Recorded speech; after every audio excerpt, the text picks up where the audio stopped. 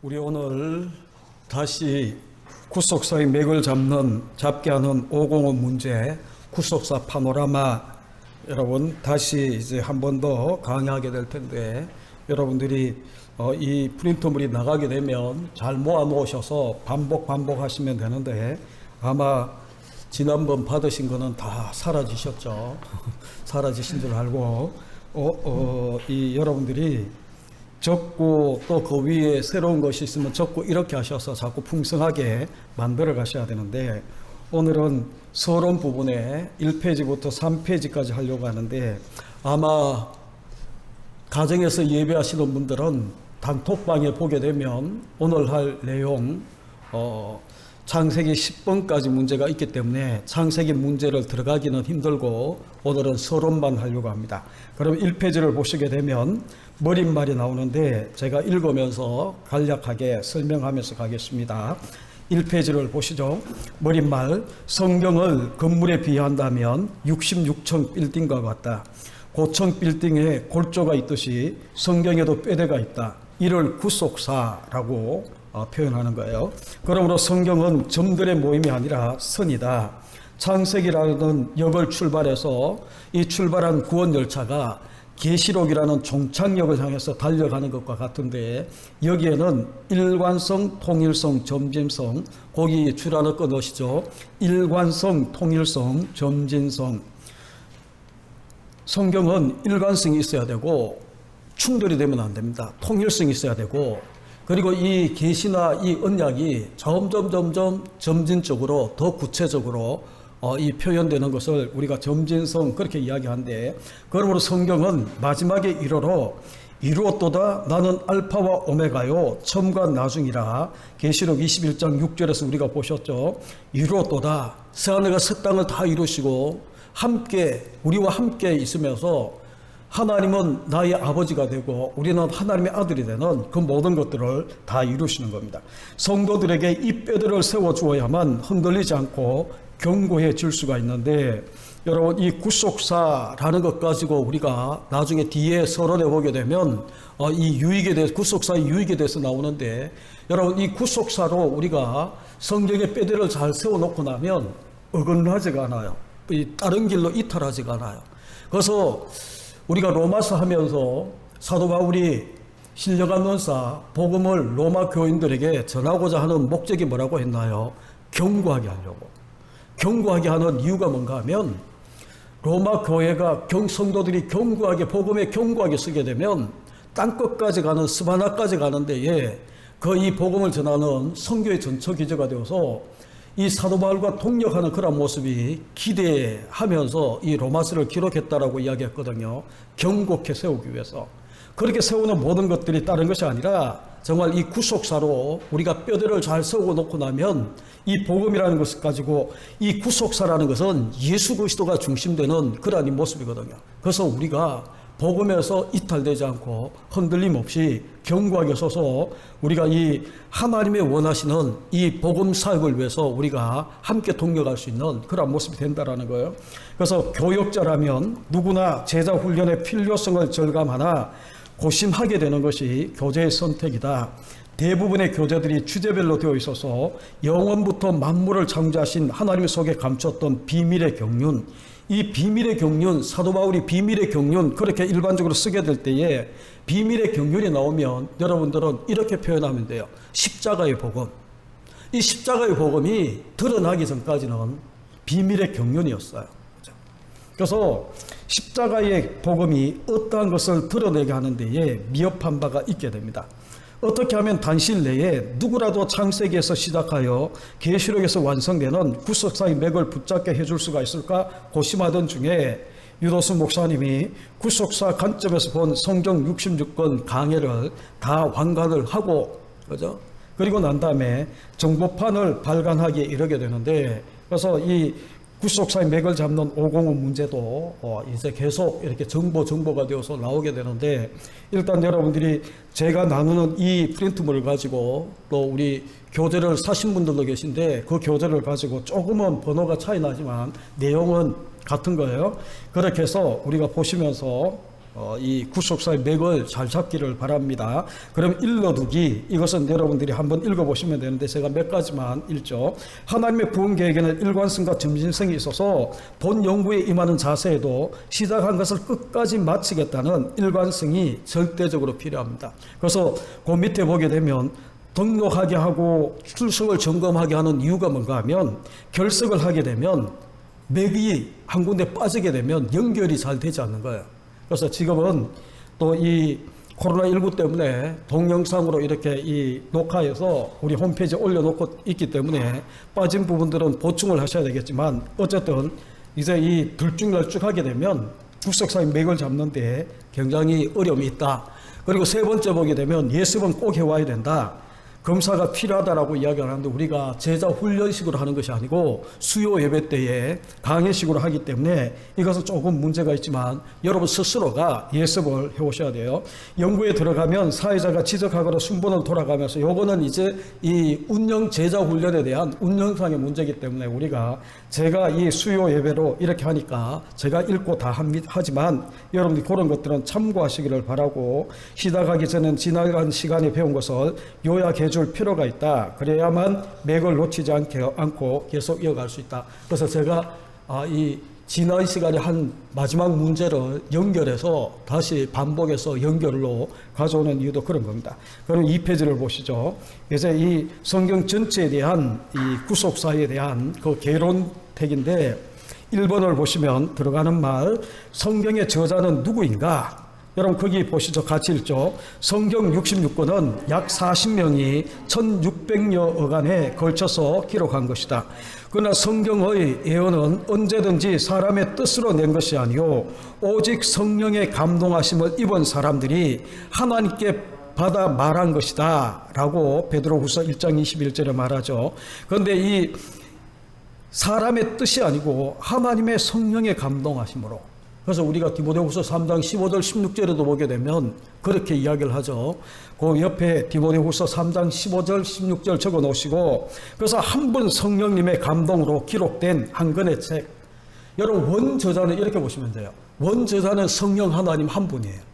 그런데 성령 하나님이 택하신 각 시대마다 택하신 사람들 40여 명 가까이, 어떤 분은 36명이라고 이야기하는데 이 40여 명 가까이 1600년 어간에 걸쳐서 기록했지만 원저자는 성령님 한 분이 저자라는 거예요.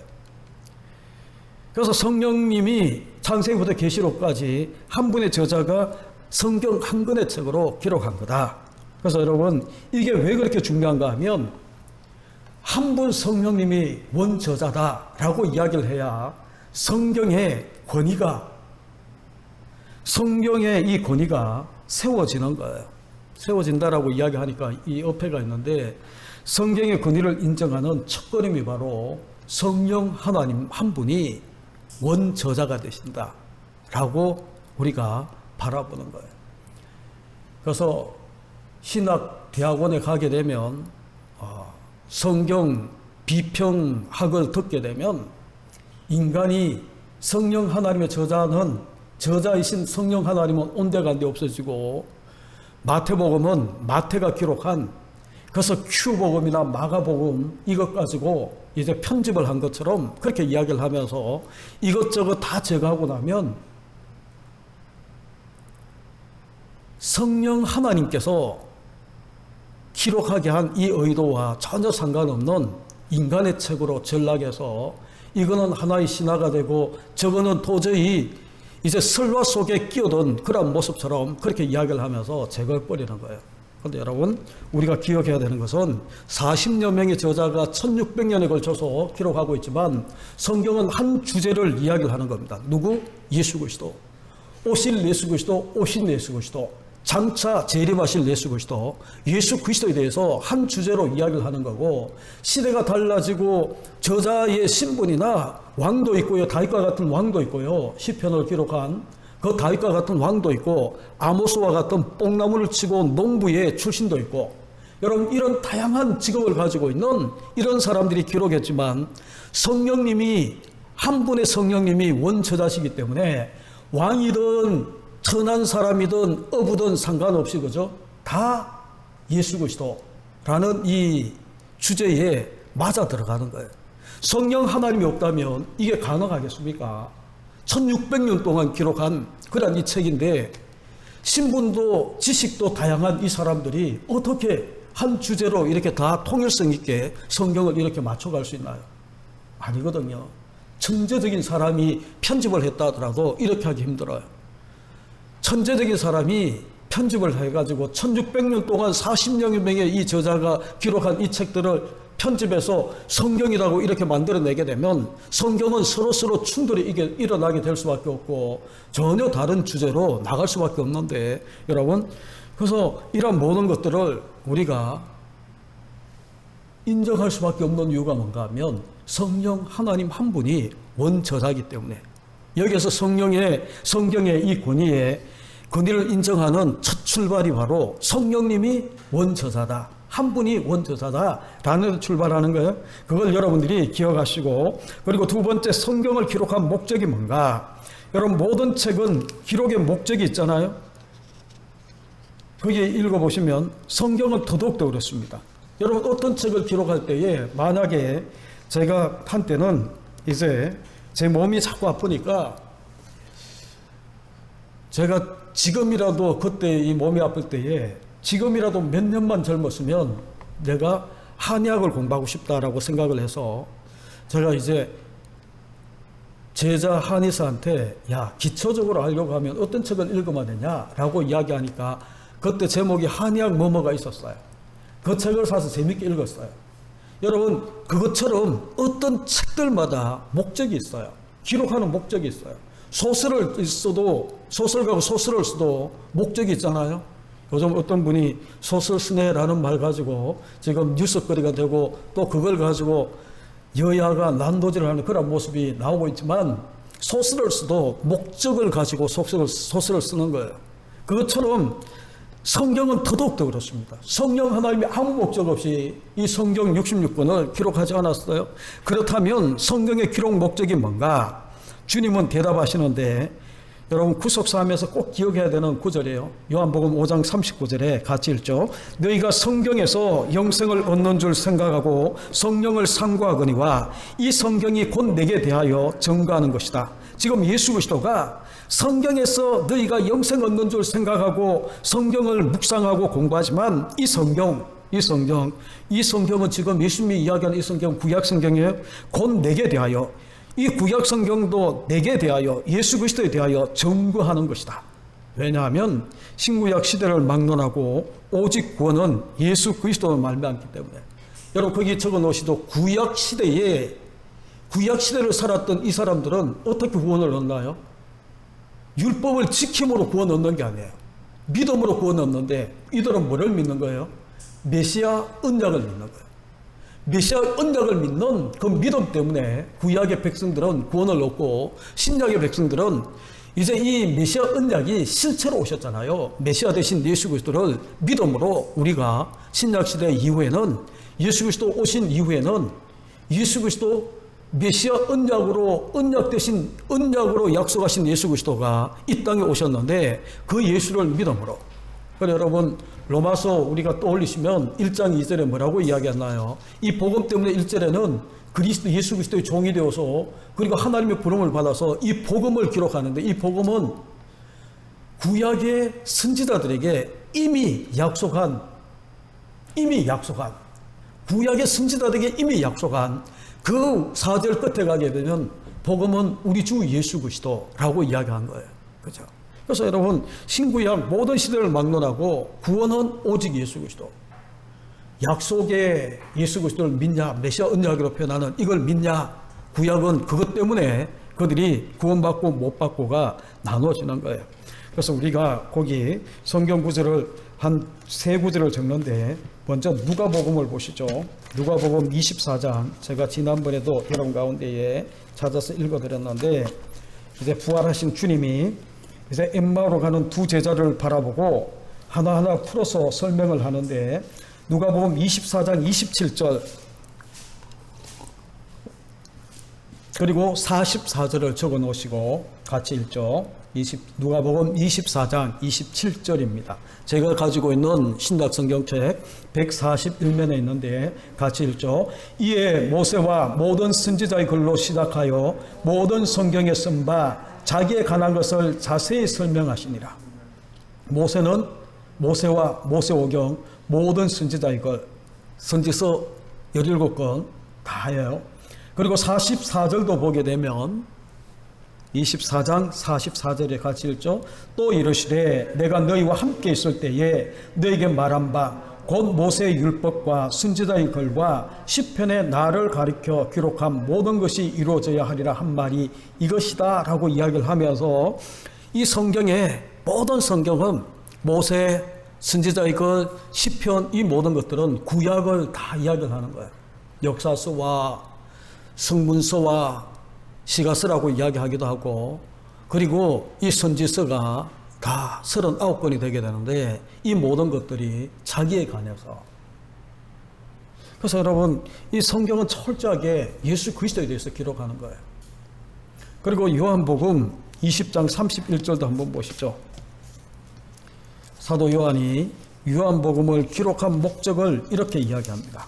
20장 31절 184면에 있는데요. 우리 같이 읽죠. 오직 이것을 기록함은 너희로 예수께서 하나님의 아들 그리스도이심을 믿게 하려 함이요 또 너희로 믿고 그 이름을 힘입어 생명을 얻게 하려 함이니라.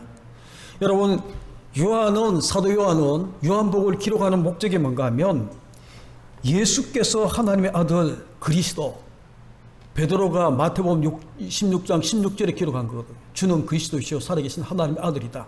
하나님의 아들 그리스도이심을 믿게 하고, 그리고 이 믿고 그 이름을 힘입어 하나님의 아들 예수 그리스도를 믿음으로 생명을 얻게 하기 위해서 요한복음을 기록했다. 성경 전체가 이런 목적 가지고 기록되었음을 여러분이 기억하시라는 거예요. 그러면 3번을 보시게 되면 그리스도와 성령의 사명이 뭔가? 여러분, 예수님이 오신 목적을 그 밑에 보게 되면 뭐라고 이야기하나요? 인자가 온 것은 같이 읽죠. 인자가 온 것은 자기 목숨을 많은 사람의 대속물로 주려 함이라. 여러분, 예수님이 오신 목적을 많은 사람들의 대속물로 자기 목숨을 주기 위해서 십자가의 죽음이에요. 그리고 십자가상에서는 이제 다 이루었다 하고 선언하시고 부활 승천하셨는데 이를 인간의 지혜로 알 수가 있단 말인가? 알 수 없어요. 왜 알 수 없는가 하면 그 밑에 계속 보게 되면 그래서 예수님은 승천하기 전에 제자들에게 예루살렘을 떠나지 말고 내게 들은 바 아버지의 약속하신 성령을 기다리라. 성령 기다려 라고 이야기하고 승천하셨어요. 그리고 주님은 사도행전 1장에 승천하시고 약속하신 성령은 2장에서 강림하시고 임무교대가 이루어지는데, 그리고 성령이 이 땅에 오시고 난 다음에 거기 요한복음 15장 26절 같이 읽죠. 주님께서 내가 아버지께로서 너에게 보낼 보혜사 곧 아버지께로서 나오시는 진리의 성령이 오실 때에 그가 나를 증거하실 것이요. 여러분, 성령님이 오시게 되면 예수 그리스도 이분을 증거한다라는 거예요. 주님께서 성취해 놓으신 구속의 사역을 증거하기 위해서 오시는데, 여러분 사도행전 1장 8절에 뭐라고 이야기하나요? 우리가 외우고 있는 오직 성령이 너에게 임하시면 예루살렘 온 유대 사마리아 땅끝까지 이르러 뭐요? 내 정인이 된다라는 거예요. 예수 그리스도의 정인이 된다라고 이야기를 하는 거예요. 그 옆에 사도행전 1장 8절을 적으시고, 그리고 고린도전서 12장 3절을 적어 놓으시고, 여러분 누구든지 성령을 아니하고는 예수를 주라 할 자가 없다라는 거예요. 성령만이 예수 그리스도를 주라 고백하게 만들고, 성령이 우리 가운데 임해야 예수가 우리의 구주가 되시는 예수의 정인의 사명을 우리가 감당할 수 있다라고 이야기를 해요. 여러분, 거기 요한복음 15장 26절 읽었던 것처럼 아버지께서 보낼 보혜사가 우리 가운데 오셔서, 진리의 성령이 우리 가운데 오셔서 나를 예수 그리스도를 증거하실 거다라고 이야기하는 이 모든 것들을 우리가 다 통틀어서 한마디로 이야기하면 뭐예요? 성령님이 하는 사역은 병 고치고 예언하고 이게 주 사역이 아니에요.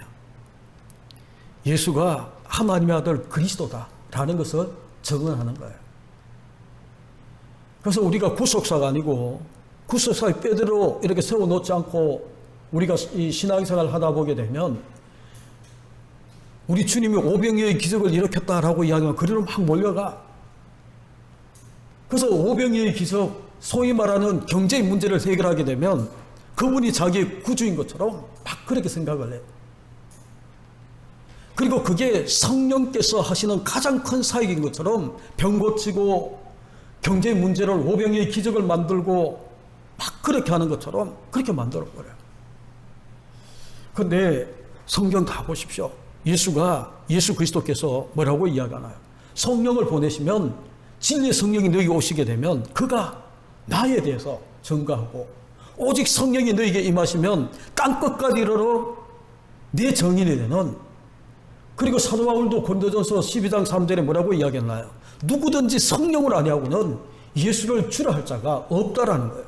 우리가 예수를 주라라고 고백하는 것은 성령께서 우리 가운데 오셔서 성령이 하시는 가장 귀중한 사명 중에 하나가 바로 예수를 구주라 고백하게 만든다.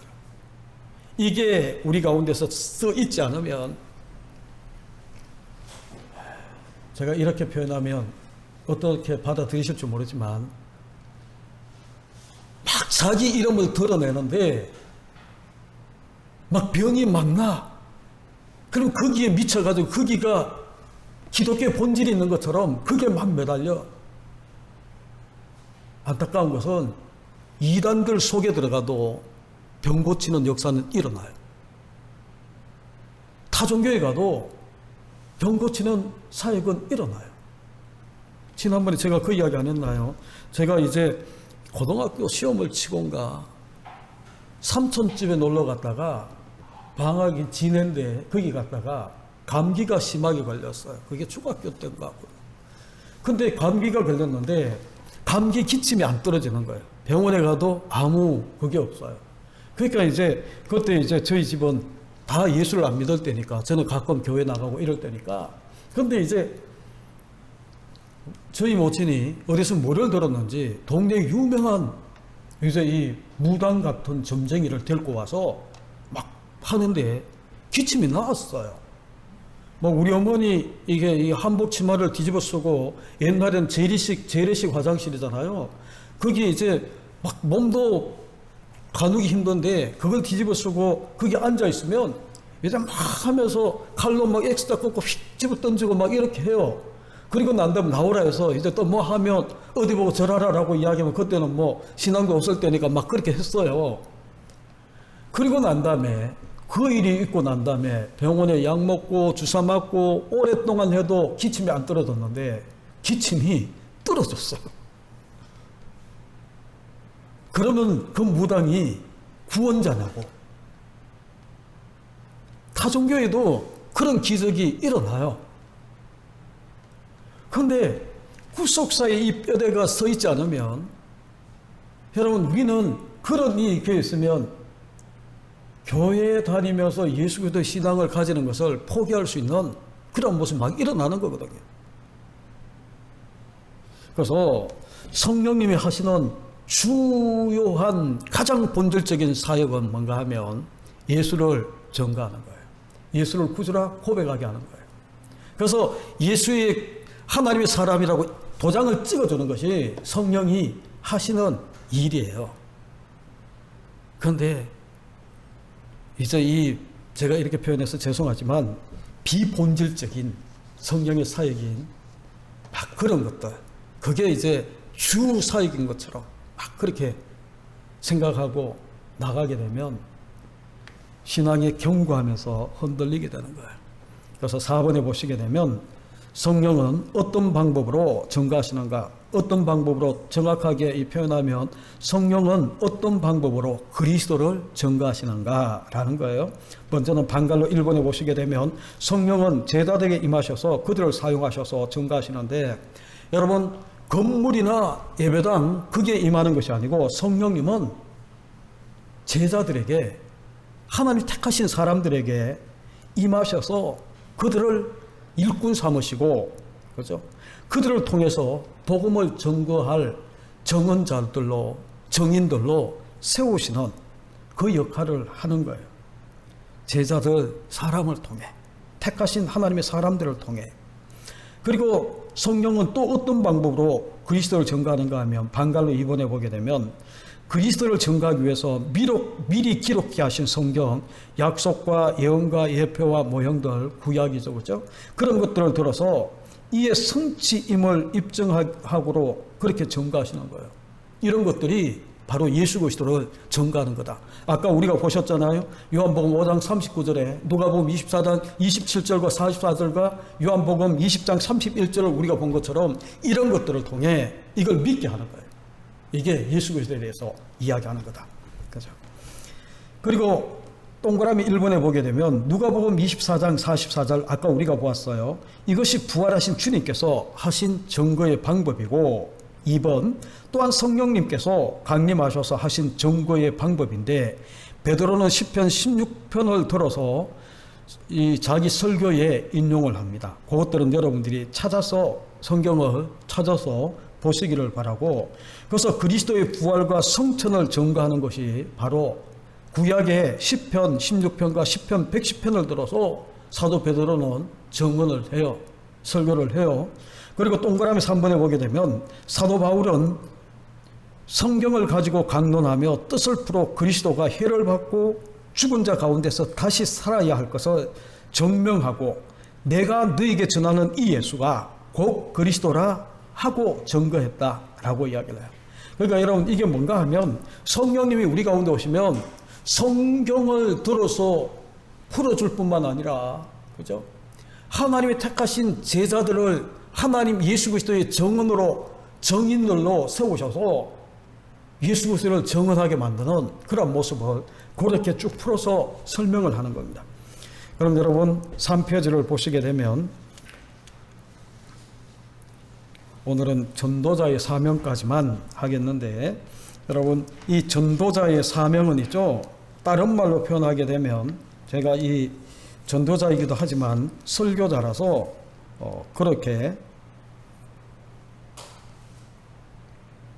그렇게 보시면 되겠는데, 전도자의 사명 또는 설교자의 사명이 뭔가? 여기 보시면 주님께서는 요한복음 5장 17절에 내 아버지께서 이제까지 일하시니 나도 일한다 하신다. 또 한 분 성령께서 일하시는데, 주님도 지금도 형제를 통해서 일하고 계시는 중이에요. 주님도 성령님도. 그러니까 이렇게 보시면 돼요. 삼일째 하나님이 함께 나를 통해서 일하고 계세요. 그러므로 성경을 구속사의 관점으로 본다는 것은 삼위 하나님께서 행해 주신 일을 먼저 더 많이 전가하여 확고하게 세워줌으로 사랑의 강건함을 받은 삶을 살아가게 하기 위해서다. 여러분, 이게 지금 무슨 말인지 여러분이 조금 헷갈릴 수 있지만 성경 한 군데 찾아보시죠. 에베소서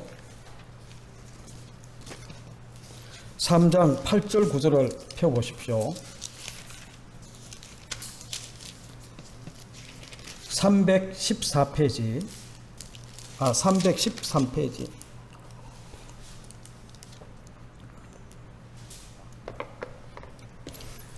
전도자든 설교자든 주님이 아버지께서 일하시니 나도 일하고, 아버지도 일하고 나도 일하고. 그런데 그 주님이 일하는 데에 아버지도 성부 하나님도 일하고, 그리고 성자 예수님도 일하고 성령 하나님도 함께 일하시는데, 여러분 지금도 우리 자신들을 택하신 우리 자신들을 통해서 하나님이, 그리고 예수 그리스도가, 성령 하나님이 함께 일하시는데, 여러분 아까도 이야기했던 것처럼 그렇게 일하시는 목적이 뭔가 하면, 하나님의 아들 예수 그리스도를 믿고 생명을 얻게 하기 위해서, 그리고 그렇게 생명을 얻은 우리를 통해 성령과 하나님과 예수님이 함께 나를 통해 일하시는 목적이 뭔가 하면 정인이 되게 하기 위한 그 목적이거든요. 그래서 여러분들이 에베소 3장 8절 9절에 보게 되면 같이 읽죠. 모든 성도 중에 지극히 작은 자보다 더 작은 나에게 이 은혜를 주신 것은, 거기 줄 것이죠, 청량할 수 없는 그리스도의 풍성함을 이방인에게 전하게 하시고. 그게 첫 번째 목적이에요. 사명이에요. 우리도 사도 바울 고백처럼 모든 성도들 중에 작은 자 중에 지극히 더 작은 자다라고 우리가 고백하잖아요. 근데도 불구하고 지극히 작은 자인데, 더 작은 자인데 이런 은혜를 주신 것이 이유가 뭔가 하면 다른 것이 아니고, 그죠? 그리스도의, 청량할 수 없는 그리스도의 풍성함, 이걸 이방인에게 전하게 하시고, 9절 같이 읽죠. 영원부터 만물을 창조하신 하나님 속에 감추었던 비밀의 경륜, 비밀의 경륜을 뭐라고 풀어서 쓰라고 했나요? 십자가의 복음이에요. 그죠? 그러니까 영원부터 만물을 창조하신 하나님 속에 감춰뒀던 십자가의 복음이 어떠한 것을 드러내게 하십니다. 십자가의 복음, 예수 그리스도, 그걸 드러내는 거예요. 그래서 여러분들이 로마서를 여러분들이 계속 강의를 듣다 보게 되면, 우리 용준이가 기특하게 그 제시카 선교사님이 지난주일 오셔서 같이 예배 드리고 난 다음에 그분이 너무 감동이 되신 모양이에요. 은혜가 되셨는지 용준이 보고 바로 그렇게 훈련을 받는 것 같아요. 거기서는 설교를 막 요약해서 그걸 카드로 만들어서 올려라. 우리 교회 단톡에 방에만 올리는 것이 아니고 그 이제 이 IM 국제학교 단톡방에도 올리도록 그렇게 한 것 같은데, 제가 이렇게 대충 이렇게 보니까 뭐라고 표현해야 되지? 열심히 했어요. 근데 핵심 몇 가지는 빠져버렸어요. 거기에 빠지게 되면 오해거리가 생겨나가요. 그런데 그래도 또 그 고등학교 1학년 학생이 그만큼 한 것만 해도 기특하고 대단한 거죠. 그렇게 하다 보게 되면 여러분, 비밀의 경륜, 십자가의 복음, 복음 대신 예수 그리스도, 정말 구약의 모든 선지자가 미리 약속한, 우연히 자기 마음대로 오신 예수 그리스도가 아니고 이미 구약에서 약속한 몸 복음인 창세기 3장 15절에 여자의 후손 되신 예수 그리스도가 어떻게 뱀의 머리를 박살내는지, 그죠? 어떻게 우리를 구원하는지, 그 구원의 방편이 뭔지, 이런 것들이 이제 이 로마서 속에, 비밀의 경륜 속에 다 담겨져 있거든요.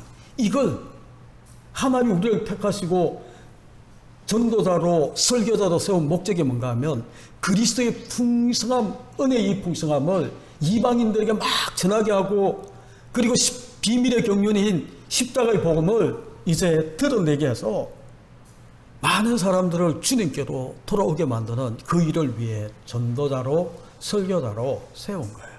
그렇죠? 이렇게 하게 되면 성도들에게 환난이 있고 환난과 시련 중에도 흔들리지 않고, 로마서 1장 11절에 이야기하는 것처럼 이 신령한 은사 복음을 너에게 전하게 해서 너희를 견고하게 하려고, 견고하게, 흔들리지 않고, 그죠? 그렇게 견고하게 세우는 이유가 바로 비밀의 경륜이 어떠한 것을 드러내게 해서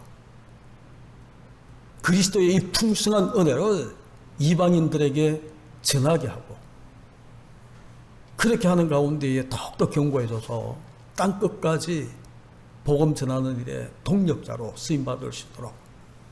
그래서 여러분들이 이 구속사의 맥을 잡는 이 공부를 잘 정리하셔서 저와 여러분이 정말 흔들림 없는, 그렇죠? 본질에 흔들림 없는 그런 모습으로 저와 여러분이 나갈 수 있기를 간절히 주님의 이름으로 축복합니다. 6번은 우리 다음 시간에 이어서 하면서 창세기로 들어가겠습니다. 우리 같이 기도하겠습니다. 가정에서 기도하시는 여러분, 함께 기도하실 때에, 이번 주일날 함께 모여서 예배할 때에 하나님께서 우리의 모든 신원을 강건하게 지켜주셔서 코로나19도 이제 이 가을이 접어들면서 독감 환자도 생겨날 터인데, 독감 환자가 생겨나게 되면 질병본부에서 염려하는 것이 독감인지 코로나인지 이제 이 증상이 비슷해서 힘들다라는 거예요. 그러기 위해서 저와 여러분이 더욱더 철저하게 독감 예방주사도 맞으십시오. 그리고 우리 자신들의 이 스스로 잘 관리하셔서 그러한 이 질병 가운데서도 하나님의 은혜로 우리가 이겨낼 수 있도록 여러분 기도하시고, 또한 우리 교회의 연약한 지체들이 이런 코로나19 때문에 믿음이 흔들리지 않고 더 어려움 때문에 더 크게 주님을 삼하고 주님 가까이 나오는 그런 신앙으로 성장할 수 있도록, 그리고 우리 선교사님들과 늘 기도하고 있는 주의 종들과 우리 교인들 또는 우리 형제 자매들 연약함을 놓고 우리 함께 기도하며 나아가겠습니다. 가정에서도 예배하시는 분 끝났다고 일어나지 마시고 최소한 5분에서 10분 정도 같이 기도하시다가 주기도문으로 피하시면 좋겠습니다. 우리 다 같이 기도하겠습니다.